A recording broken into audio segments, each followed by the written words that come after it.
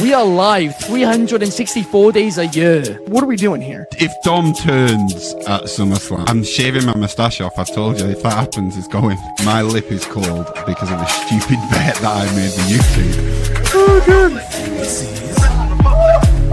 Wrestle's better than Daniel Bryan. Bryan Daniels. Better than Okada. How did not get sushi after Monday Night Raw? What's going on, everybody? We are back once again with another edition of Wrestling Republic's daily broadcast. It is Tuesday, June 17th. And just like that intro, we are going to break down Monday Night Raw. We didn't get sushi this afternoon here in Southern California, but I did get two sweet co-hosts that I cannot wait to introduce. First and foremost, though, I do have to say, get well soon, Jordy. He's a little bit under the weather. Shout out Jordy in the Bank. But I've got Jordy in the Bank's ultimate rival. And it's a Tuesday, so I get to do the thing. Get your twos up for the Tuesday night delight. Shotty from the DMV is in the building. Throw them deuces up in the air. Yeah, Jordy is out of commission. I called Osmosis Jones, told him, let's just completely destroy that man's immune system. Let's make sure he's just on the toilet for hours upon hours. And let's make sure we don't have to hear his BS takes on a Tuesday show. But nah, all seriousness, feel better to Jordy in the Bank. And I'm back, baby. Tuesday night delight. 2 times Tuesday. Let's get it, man. I am so stoked to have you back. Absolutely. And I did not have Osmosis Jones on my bingo card for today's show. So I'm fired up for everyone that did, though, because that's a good one there. Shotty out of the gates. But speaking of good ones, we've got a return to the show, an absolute gem. I haven't seen him in person since Money in the Bank, but I'm stoked to break down Monday Night Raw with the best macho man in the land, the man they call Ryan Matthew Lamb. What is going on? Well, unjustifiably putting me in a position I'd rather not be in. Yeah. Thank you for having me on the show again. Thank you. Thank you very much. And, sushi actually sounds like a very viable lunch option after we're finished here. I am strongly considering myself, actually. I didn't even plan that joke. That sort of just came out of me. Just make sure it don't make you like Jordy, man. I don't want to have a bubble gut situation. Right? some little parasites swimming around in the fatty tuna. Absolutely. By the way, we have BPM Matt Morgan in the comments here with fantastic Macho Man for what it's worth. LOL. Already in the comments. There you go. I dig it. I was told last time I needed to do more Macho Man or more impressions in general. So I'll sprinkle them in throughout. Don't worry. Sure. Much appreciated, man. We've got good evening from Roundhead, Monster, friend of the show, Monster shout out. What's going on? And get well, Jordy. What's up, WR crew from DCX Warlord? What's going on, DCX Warlord? Fernando Zayas, friend of the show, also in the chat here. No doubt about it. We got more get well soon, Jordy's. I didn't know Jordy had this many fans. I'm impressed by it, though. We'll take it at this stage. People care about his well-being a little too much for my pleasing right now, man. Yeah, it's starting to. Don't do this. We got shot, guys. We're good. Yeah. He'll be fine. Little Pepto-Bismol. He'll be good. Now, either way, though, let's get into today's show, though. Let's talk about Gunther and Goldberg. The double G's. I was a fan of Triple G in the boxing days. That has nothing to do with this. I just wanted to make the reference. But Gunther, the new world champion, took the title, obviously, off of Jey Uso after an outstanding performance at Money in the Bank in that tag match. He looked a little bit tired, though. Too tired to break out of that sleeper hold. Shad's got his Yeet Juice, of course, Minute Maid Yeet Juice. Okay. Yeah. My wife, it's empty now. My wife couldn't find the Jey Uso one at the store, so she made a custom one and drew him and put Yeet Juice in it. the best artist. It was I was unaware of that collab. That one's a one of one there. We're trying to make it a real thing for sure, by the way. And that's the Victoria and Minute Maid collab, not Jey Uso. Right. I mean, he should get on that. 100%. Either way, Gunther's our new world champion, and then Goldberg. He looks like he's in good shape for, what is he now, 770 at this stage? He's up there. He's getting to Methuselah age. When does he turn 800? I don't know. Either way, Mr. 73-0 Goldberg is back. As predicted, I accidentally spoiled it last week. I didn't know it was a spoiler. I thought everyone knew. Not here nor there.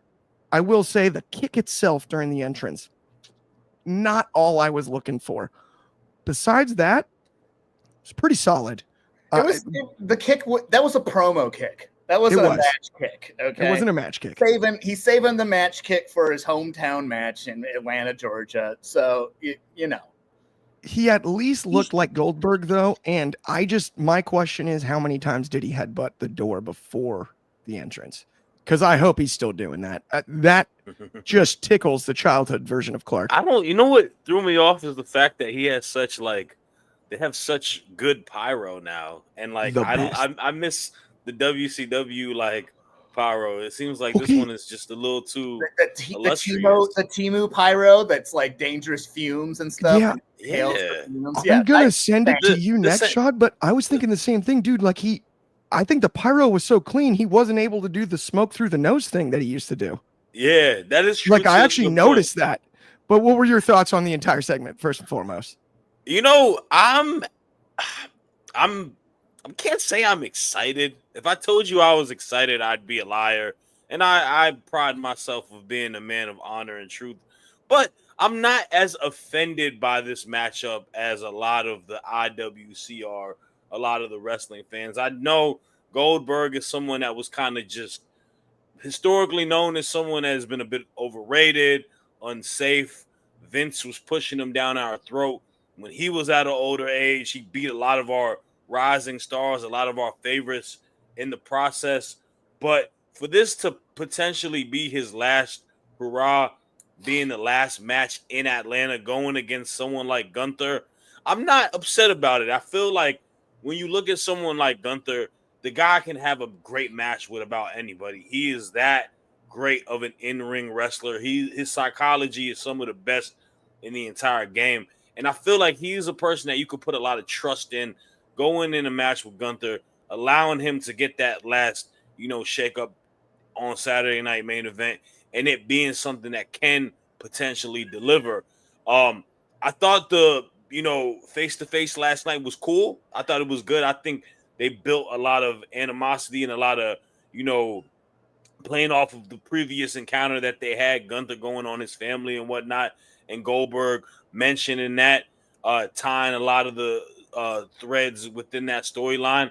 And it's something that is going to be, I don't know. I don't know what people's expectations are. If you're looking for a 5-star classic, you're not going to get that. My only issue is this, though, and I didn't get to talk about it, because if this is the plan for Gunther to be the champion and this is his first pit stop, I do feel like I hope that's not the case, just to put the bow on top of the present, putting the title on it with a Goldberg match. Because for that to be the reason why you took the title off of Jey Uso potentially, that is the only thing that has me a little bit worrisome.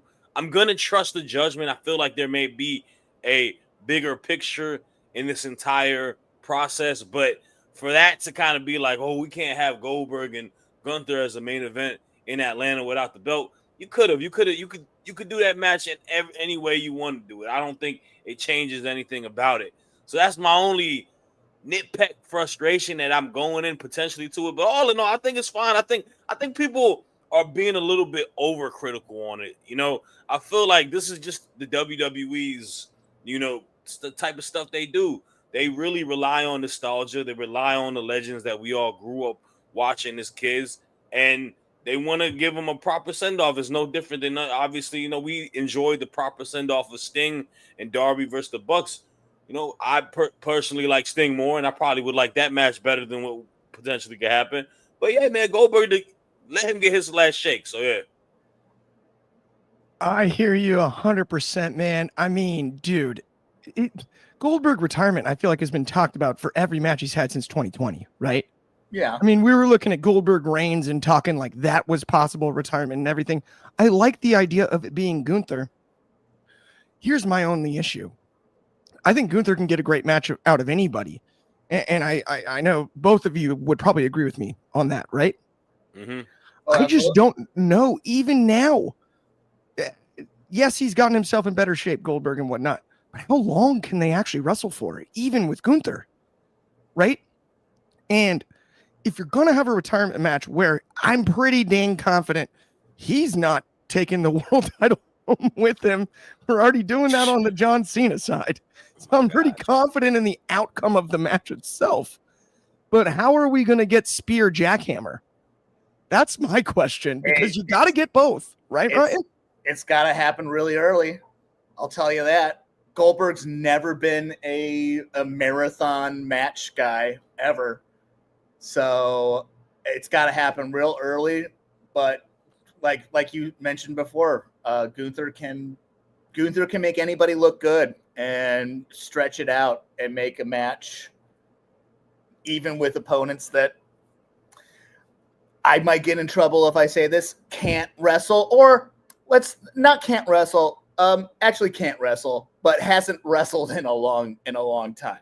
Goldberg's gonna have ring rust. We know that. We saw it in the last match he had. So I'm if you can't tell, I'm not a big Goldberg guy. I never really was a fan because he always won.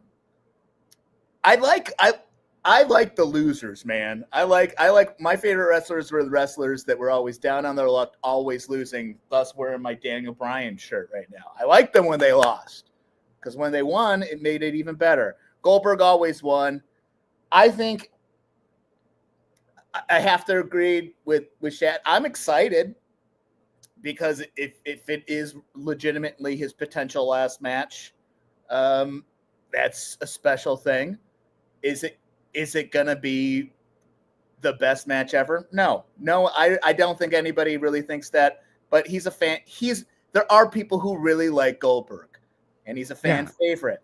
So the crowd chanting his name yesterday just made me realize I have a hard time with Goldberg. I have scar tissue. The first time I was ever sent to the principal's office was because of Goldberg.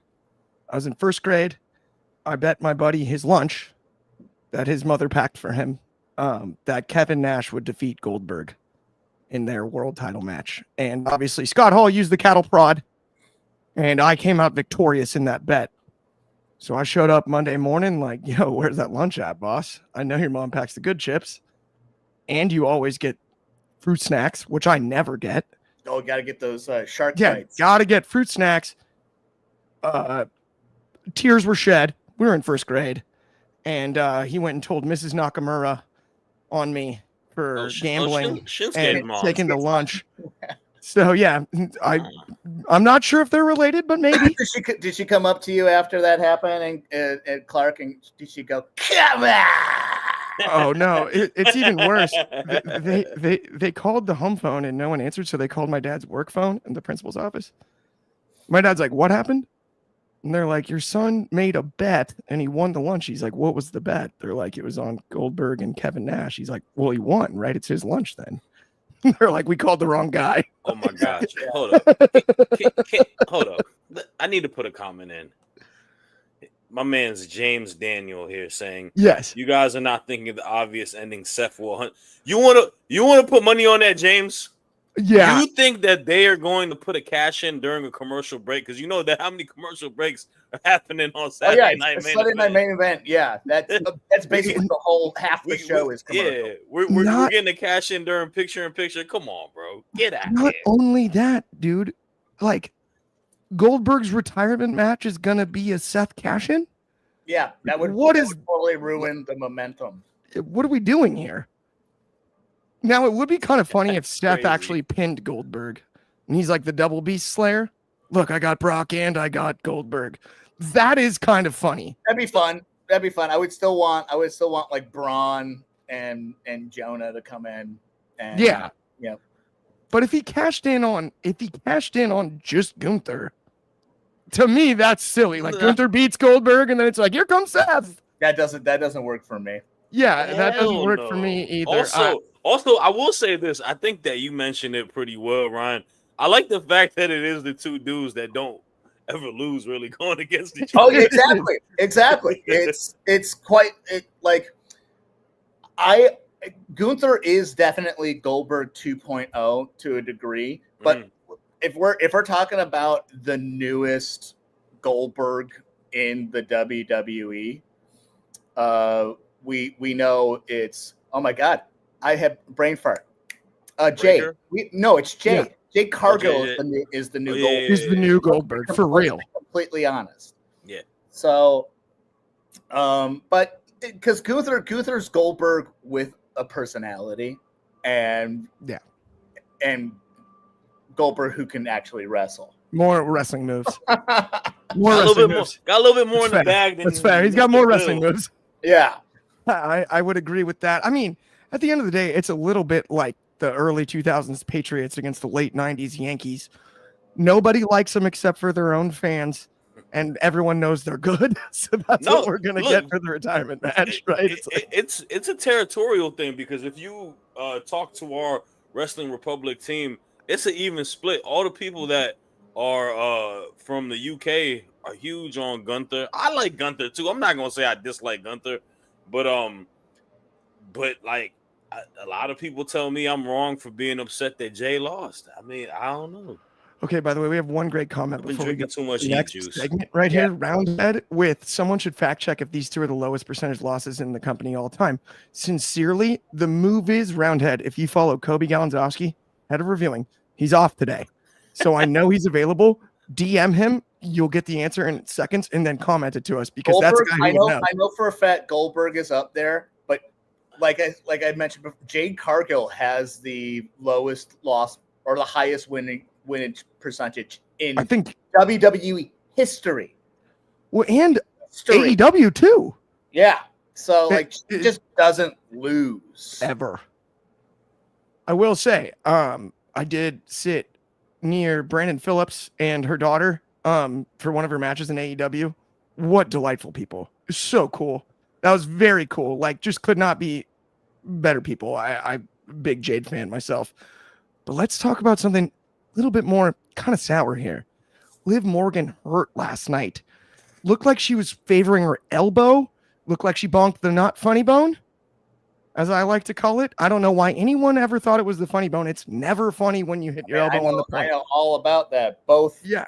See the scar there? Yeah, a little scar there. Both arms. My ulnar nerve. You taking that Macho Man bit a little too hard, bro. Too many elbow drops from the top rope. I'm telling you. But so there were some images that were tough to see. It was very clearly dislocated. Oh yeah. The one thing that I would say, I'm not a professional doctor. I'm just an amateur doctor that's been hurt a bunch. It didn't appear that any sort of like ligament or tendon had like rolled down the arm. So hopefully it's just a simple dislocation. It's a socket issue. It's not, which is excruciatingly painful.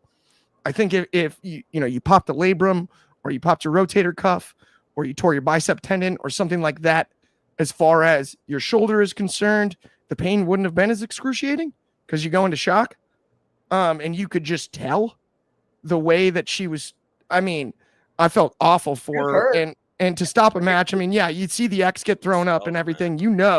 She's definitely hurt in some way. And we just wish the speediest of recoveries. But I wanted to get your thoughts on the whole thing last night, because it was just an awkward situation, Shadi, no doubt.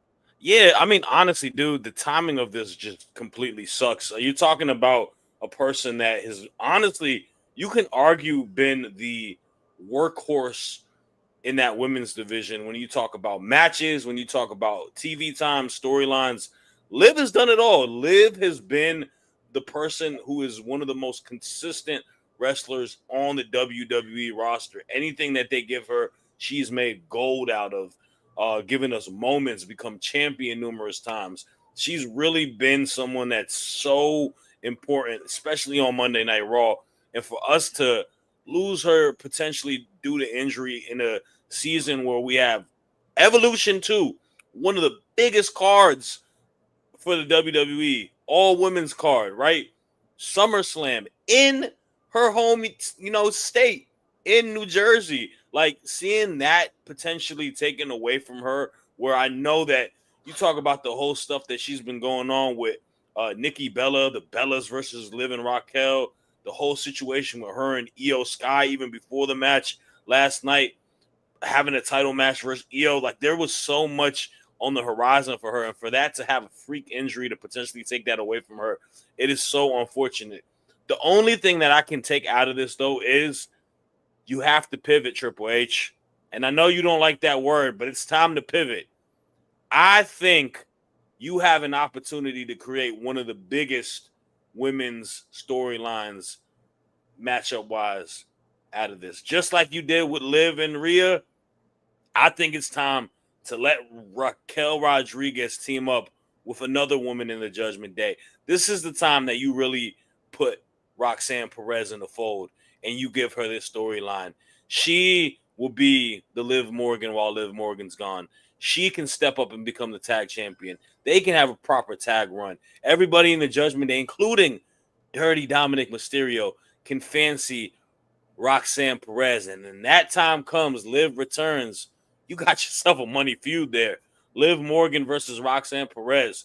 That match will go absolutely insane. And that's a storyline that could be built. So I do think they should pivot and do that. But in regards to everything else tied to it, super unfortunate. And I'm definitely sending my best well wishes to Liv during this time. For sure. But I love the Roxanne. Roxanne, time to step up. Here's the litmus test. And I like the idea of the rivalry on the back end. That is brilliant, Shoddy. I love that. And I want to hear your thoughts. I mean, in the situation as well, right? All the bones are already there. So it just makes sense. I mean, we all hope that it's nothing serious, but even if it is, like if she's missing like a substantial amount of time and has to get surgery and stuff like that, Liv is so good that you could just put her in a role. I could just totally imagine her in a sling and a cast on the side of the ring, just causing havoc, you know. So she can still stay relevant. She can work on the feud and not wrestle. I think that's a great point, Ryan. Like, dude, of all people, live in a sling, or heck, if you end up somehow with like a cast she can use as a weapon to still be around, but not necessarily go bell to bell. Yeah, exactly. That's the best thing you can do. And her character, it fits perfect. Be in a capacity where she's relevant, because she was gone for a hot minute. And when she came back on fire. Mm-hmm. And I think they were hoping for her to get like a big push here and put her into more main events. I mean, that was the whole point of the segment before with Io Sky, which I thought was awesome. Io. Yeah. I asked Shoddy about Io. Dude. Shad is the founding member of the Io Sky fan club. No, it was. He's on the board of directors. Yeah, she's Io's come so much into her own, and it's delightful. And plus with her and Liv button heads against each other too, it just works so well. They have really good chemistry. Absolutely, 100%. Let's pay some bills really quick though, and go to our third segment. After that, let's talk about a few different things here. First and foremost, I'm going to ask you to follow a bunch of stuff, so do me a favor and actually do it. Subscribe to our second channel, Wrestling Republic Undercard, for exclusive videos, clips, and more. You're going to get to see, best of all, sold separately, our collectibles show. We might even get me and Ryan Lamb's buddy Casey on there to do some card openings. It's going to be nothing short of delightful. Me and Ann are on there all the time, not to mention clips from these shows, clips from other shows, all kinds of great stuff. I'm going to stay on our own channel here, though, and tell you to follow Allison Analysis as well. If you like Ben Allison and stuff, which if you don't, I don't think you get wrestling, because it's as good as it gets. Subscribe to the Allison Analysis YouTube channel. You're going to see Ben's 5 key findings from Raw, SmackDown, and more every Tuesday and Saturday. Sometimes you even get bonus content over there, so check that one out as well. But last but certainly not least, download the Etsy app on the App Store or the Google Play Store. Head to the upcoming stream section. You can see me, Aunt You, Ben Allison, We the Ones, and most importantly, Wrestle Takes Cam, the man, the myth, the legend. And if you want to argue with us, the best part is all you need is a phone with a microphone on it You log in, you make a profile, you join the live stream, and you get 2 to 5 minutes. Just tell me whatever the heck you want. So if you don't like my takes on Cody Rhodes and his goofy tie clips, you can talk to me about it. But I assure you, you ought to pack a lunch because it'll be a long afternoon. Either way, let's keep it rolling on today's show. We got Becky and Bayley. We got the two Bs from the Four Horsewomen. We got them at the same time. And I could break down this myself, but we've got Ryan Matthew Lamb in the building here in his Green Bay Packers hat. And this was in Green Bay, Wisconsin. And Becky Lynch went full Bears. We know she's married to Seth Rollins, but I'll tell you what, the Chicago Bears have nothing to do with Ireland. I don't know. Explain this one to me. Let me know what you think. Well, first and foremost, go Packers. The Bears still suck. When she came out wearing that starters Bears windbreaker, I was like, bitch, you're just trying to get some cheap heat, aren't you? But guess what? It worked. It worked really well.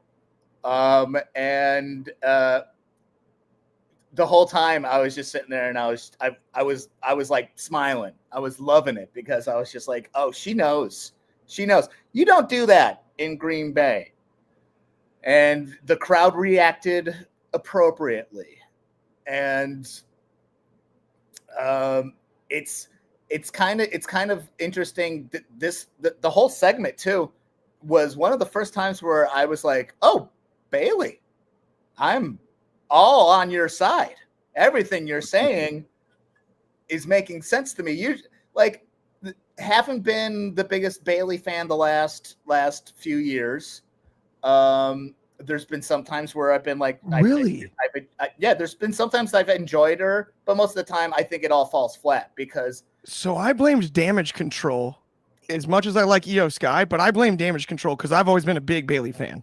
Yeah, but that segment made me kind of go like, oh, all right, I'm on your side. There was a sense of maturity, and it was a different Bayley than what I've been used to. It wasn't a whiny, bratty kid. It was a woman who knows what she wants. She wants that belt. Right? You know what I liked about it the most? The Bay Area seemed to come out of Bayley for the first time in a while. It was Bay Area Bayley. I was even thinking about this last night. I'm like, if they ever brought back the mixed tag challenge, Bayley and Jacob fought too. Ooh, that'd be nasty. That would be sick. As the crazy. Bay Area team, you know what I mean? That'd be hella sick, right? I mean, come on. I also think there's a battery in her back because with all that happened, obviously, like her showing frustrations about how WrestleMania came across her losing her spot to Becky and all that. Like, I think a lot of it is kind of her honing in. Maybe I don't think she may have some real animosity with Becky, but Becky has displayed this rivalry so well to a platter where it's like, no, we're going to talk about how I took your spot, and we're going to talk about how you're not you're underutilized because you're not good, like kind of disrespecting a lot of stuff where she probably feels. And I think that's kind of where I think Bayley has showed a little bit, like to what Ryan's saying, a little bit more realism to it. There's more of a purpose to it. It was less of her as a character, and it was more of her as herself. Yes. Which, don't get me wrong, I do enjoy the over the top Bayley. Evil Bayley character as well. But this was more ding dong. Hello. Yeah, it was a little bit more grounded, and maybe that's what made me like the segment more. I'm totally with you. And there was some brilliance too. Like we already talked about, obviously Becky wearing the starter jacket, the Bears, right? And really the I don't care about anybody thing. But when she spoke to Bayley, it sounded like she was punching down. And that's really not the case when you talk about the Horsewomen. They're kind of on the same planet. They're in the same lexicon. And the way Bayley fired back, to your point, there was realism. It was Bay Area Bayley, as I like to call it, right? We didn't get the hugger, and we didn't get dose straps, right? Bayley needs to remind people. That's the thing, though. Like, to your point, It does seem like that is because she said it on record. She feels like she's just she's too nice to a degree. Like her kindness is taken for weakness. Where you see someone like Charlotte Flair, she's in the title picture position all the time. She's got those accolades. Becky, in my mind, is probably one of the biggest women's figures of all time. And then you look at someone like Sasha Banks, Mercedes. She bet on herself. She's in AEW, and she's probably one of the most renowned superstars on their roster. Where you got Bayley, yeah, she's had moments here and there, but like you said, it's kind of felt flat to a point where it's felt so flat that she got her spot taken away from her at the biggest show in the world. You know what I'm saying? Yeah, like legitimately by Becky Lynch, right? Yeah. And it's like yeah, I'm 100% with you, but let's move on to our main event, the main event of the evening, afternoon, morning, depends on where you are geographically speaking, but it is the main event here.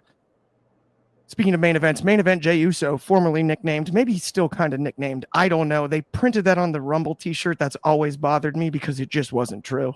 He did not main event WrestleMania. It was a bold-faced lie, and I felt lied to about that. Not the point.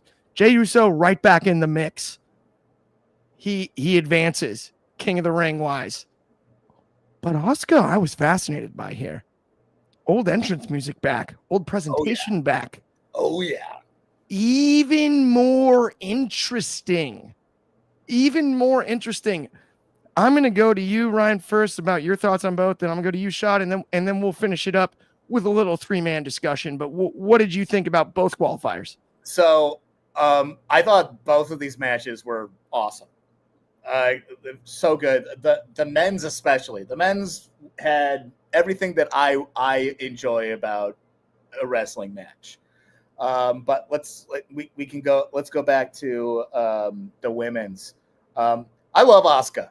I've always been an Asuka fan, and I really like. I love the Juggalo Asuka, if you know what I mean, the evil Juggalo clown Asuka, and this being her first match back in a while. I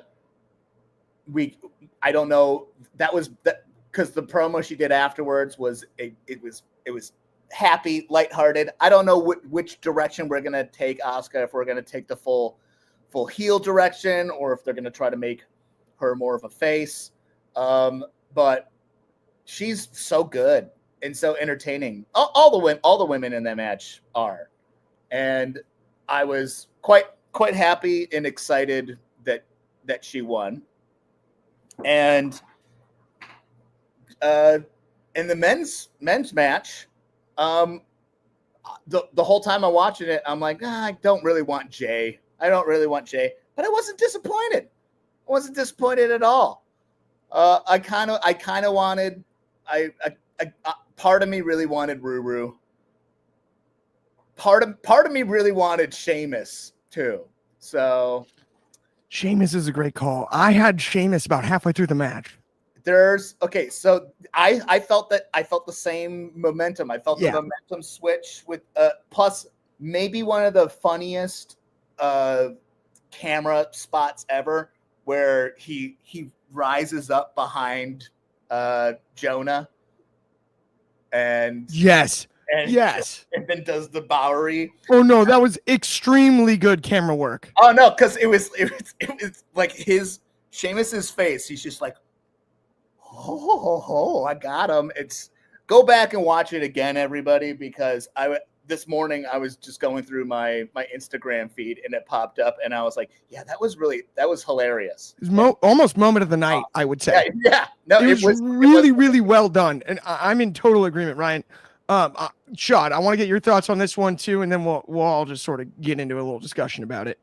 Yeah, well, first and foremost, welcome back, Asuka. I thought last night she just looked absolutely incredible. The entrance, like you mentioned, them bringing back the old CFO theme song, the mask, the face paint, and just her as a wrestler. You get reminded that Asuka is one of the best women's wrestlers of all time when the bell rings, and she did not miss a step. Being out as long as she did not miss a step. I loved everything about it. I love everything about the match. I thought all the women in the match, incredible workers, man. You saw Stephanie Vaquer do what she does. You know, the devil's kiss to Raquel on the side. Ivy now working her tail off. But at the end, man, I thought they made a right choice. Asuka makes a strong case for winning Queen of the Ring because I think Asuka versus Io Sky for that world championship, Damage Control now disbanded possibly. That's a money match for a SummerSlam. That's something that really, you know, as a Joshi lover as I am, it would have me super excited for it. So super stoked, happy to see her back. The main event is stuff that I like about wrestling too, because I love chaos. I love all the shenanigans. I love Seth and his posse coming to town and trying to even the odds with Braun. I love Sami Zayn coming through and getting thrown. I love LA Knight being part of it. There's so many options within this revolving door of the main event scene that's very exciting because you don't know what direction it's going to go. And it's these semifinals. Cody Rhodes versus Jey Uso. Sami Zayn and Randy Orton. The potential of a Sami versus his best friend in Jey Uso. The potential of a Sami versus Cody. The potential of a Cody versus a Randy. Like, there's a lot of great options for this King of the Ring match to go into. But Jey versus Cody, that final, them just kind of, you know, looking at each other, two boys winning, being drunk at a podium together, winning the titles together. It's something that has a lot of interest in me, and I'm curious to see what direction they're going to go with it. Okay, it's really fascinating to me because this King of the Ring thing has been really interesting since the beginning, where it's like we talked about, okay, does it slightly overshadow the Money in the Bank because it started the day after? Maybe. Then you have the multi-person matches on both sides. I dug that. I think that's cool. Now we're to the semifinals. And I just had this realization. AEW's put on all these tournaments, and I love them. New Japan does it all the time too, as well, obviously, right? And I love them, but every single time there's a tournament, we're convinced that there's not enough stories. The WWE like accidentally back into getting it right. Like you have Jey and Cody, like they kind of backed into it. It wasn't perfect.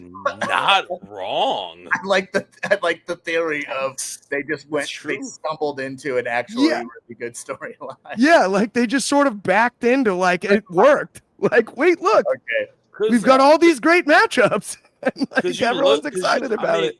Because you look at it like on all sides, like potentially Asuka versus Io. That's a money match. Jade potentially winning. Maybe Naomi cashes in on her.